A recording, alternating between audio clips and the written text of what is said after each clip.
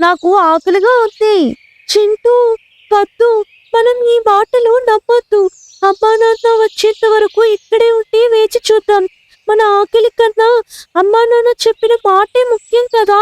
కానీ చింటూ ఆకలి ముందు పింటూ మాటలు వినిపించుకోలేదు.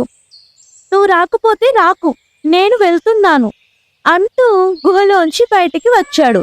రాక్షసుడు వెంటనే ఆహా దొరికావు అంటూ ఒక భయంకరమైన మంత్రం పఠించి చిన్న ఏనుగు పిల్ల చింటూను ఒక్క క్షణంలో మాయం చేశాడు.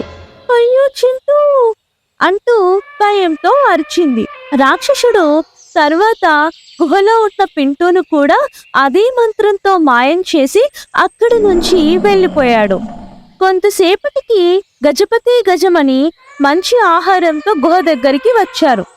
చింటూ, పిట్టు, చూడండి మీకోసం ఏమేం తెచ్చామో. గుహలో అంతా నిశ్శబ్దం. పిల్లలు ఎక్కడున్నారు? ఏమయ్యింది